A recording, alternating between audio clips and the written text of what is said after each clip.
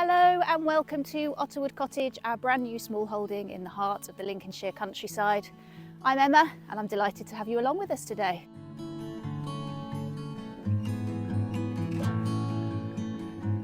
Today is Wednesday, the third day of our week off together as a family, and I'm having that moment that I always have in time off where the week feels like it's running away with us.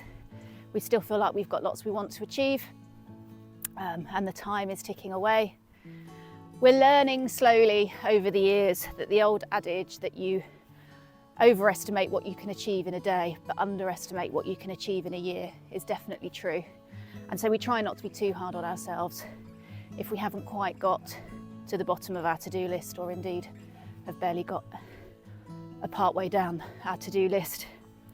Because we know that things will happen in time. We know that we've set ourselves a huge task in what we're doing here, and particularly this week because we've got so many different projects going on all at once. Things outside, things inside, spending time together as a family. There's day job stuff to be doing as well. So there's lots of different projects all going on at once, which makes it a little bit harder to feel you've achieved because you're doing bits and pieces of things.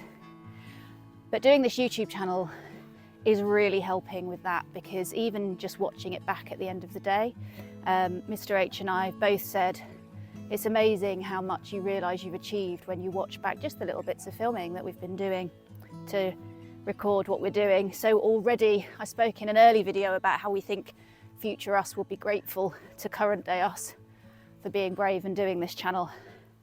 But already we're grateful, even just at the end of the day or the end of a couple of days, to see what we've achieved. So today's plans, and again we may be overestimating what we can achieve, but today's plans are to get the roof on the fruit cage, the net roof on the fruit cage. We had talked about not doing that, the top and the sides, until after all of the compost and wood chip were in, but there's two reasons we've changed our minds on that. One is to get the roof on, we're going to have to walk through the middle of it, and so actually we'll be tramping down a lot of the stuff will have burrowed up if we put the roof on afterwards, so it makes sense to get the roof on first, leave the sides open so we've got free access, but get the roof on. So that's a plan for today. We had also planned to get the cardboard down in the fruit cage so that we could burrow compost and wood chip on top of that. We've not got anywhere near enough cardboard, not even just to do the fruit cage itself. So we're going to have a rethink. We have got some other bits and pieces we could use, some ground membrane that is biodegradable, which will degrade over a period of 3 years, made out of cornstarch. So we've got some of that which we could put in there. So we're going to see how we go with that. And see how far we get. We'll put as much cardboard down as we can and barrow up as much compost as we can, and just see how we go. And then the one job, all of those may happen. The one job I'm really keen does definitely happen today, and I talked about it yesterday a bit, is that our garlic bed, I can't get the camera to focus on it, the garlic bed behind me gets its layer, the cardboard is down there, so that's going to get its layer of compost, wood chip paths using the wood chip we've got, and then get the garlic in the ground, possibly some field beans as well. I'll see how I go for time. And then a sprinkling of wood chip over the top, but the wood chip that's going over the top of the bed needs to be finer than the wood chip we've had delivered, so we'll need to run that through our chipper here. We could have had that wood chip chipped finer by Joy and James. There was a kind of finer grade we could have ordered, but it made it more expensive, and we don't need all of it to be that fine grade for the paths, which is what the majority of the wood chip will be used for. The grading we've got there is absolutely fine and can just go on as it is, but for the mulch sprinkling over the top of the compost beds, we do want it to be a bit finer. So we'll run that through our chipper. We've not used our chipper yet, so it'll be a good test of that to see how that works. So that's us set up for today. I don't know how much of it we'll achieve, but we'll bring you along with us for the ride. Now, I managed yesterday to film a whole load of footage without any sound because I forgot to turn my microphone on, which was really smooth. So I will just update you on a couple of things we did yesterday and pop in a bit of time lapse to show you how that went.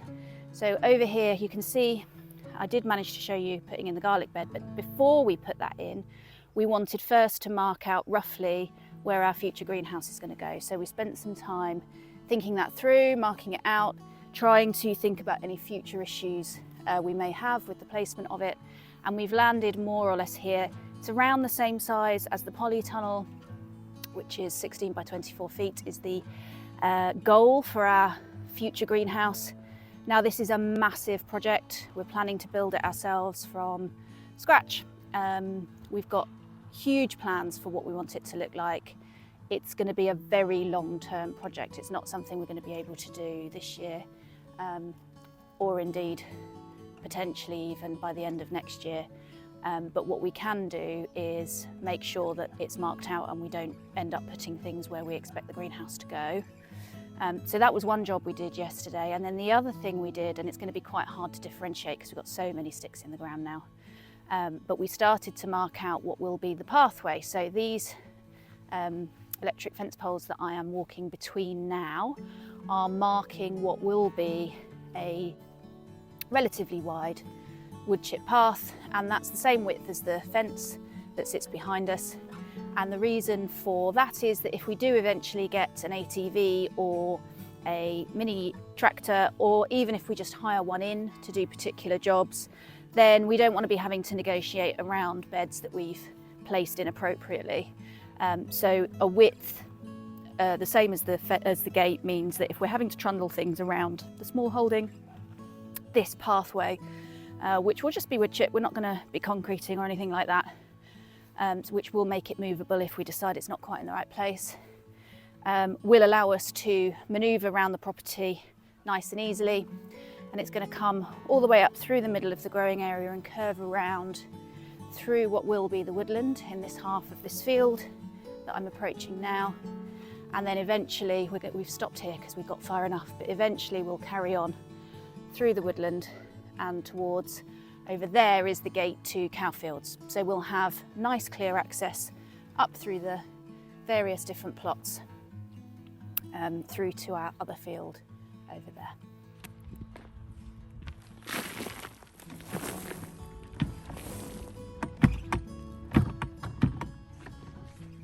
Is this like breaking ground on a new house?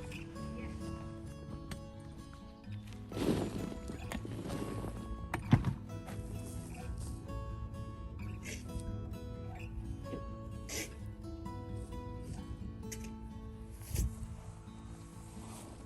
Now isn't that just a thing of beauty?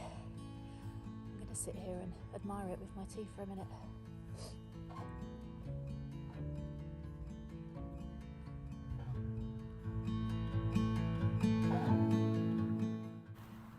So we spent most of the morning putting the roof on the fruit cage, and both of us, both Mr. H and I, carry a bit of a shoulder injury, so doing anything above our heads is really hard work. So we have not enjoyed this morning's task as much as perhaps some others, although we're still delighted that we have the opportunity to build the fruit cage.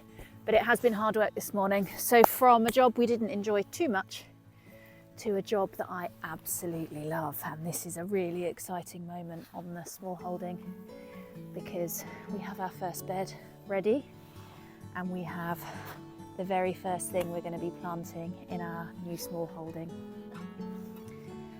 and I couldn't be more excited to get started with planting. It feels like a real seminal moment. Seems daft probably to you watching, but this feels like a really big moment for us.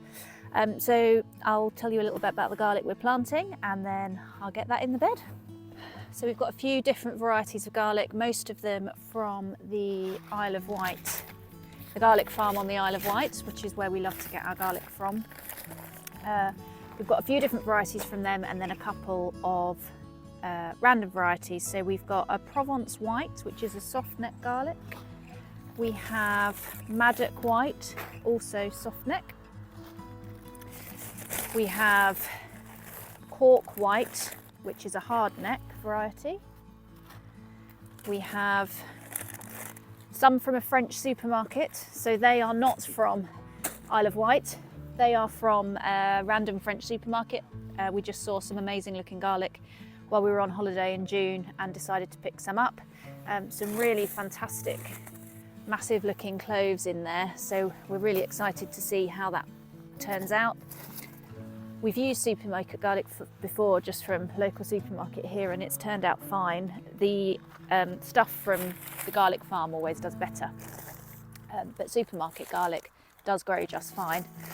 So the French supermarket garlic is going to be fun to see how that works out. We've got Kingsland White, which is another hardneck variety. And then this is they're just a few cloves. There was a bulb that got put in with our Isle of Wight garlic, which didn't match any of the other bulbs that we had.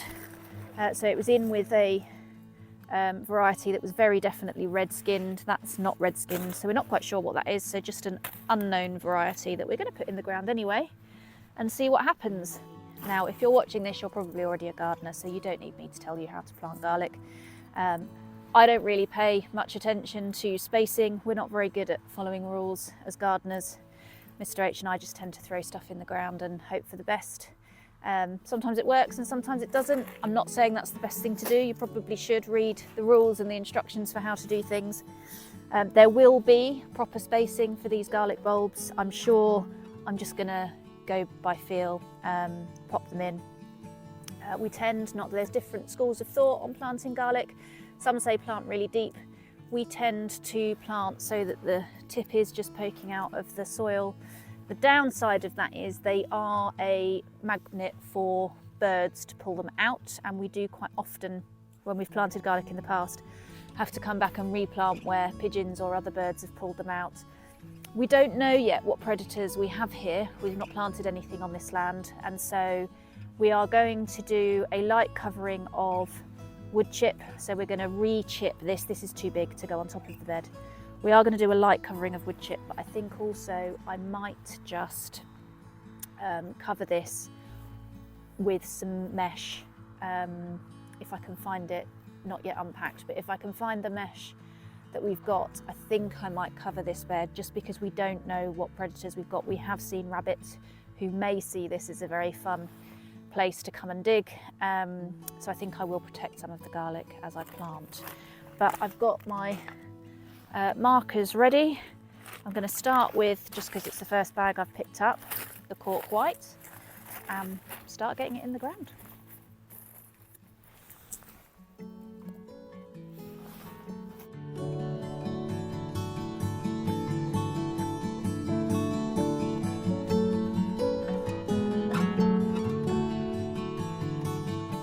I said before, precision definitely isn't our strong suit, and this bed for sure gets wider in the middle than at either end. I'm having to reach much further to get all the way across the bed to plant the garlic, so it obviously curves out and back in again.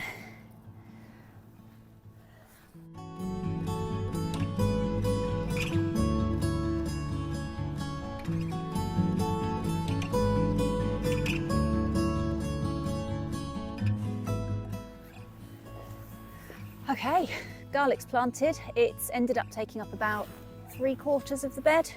So we've got just up until the little row of wood chip cut-offs that I've put on there. So this part of the bed here can be planted with something else, probably some broad beans, potentially some field beans. I'll have a look and see what I've got in my seed store. But that section of the bed is all planted up with our 6 different types of garlic, and super excited to see how they go. At that point, I'm stopping here because little Miss H would like some help painting her bedroom. Thank you for joining us today, and we'll see you next time.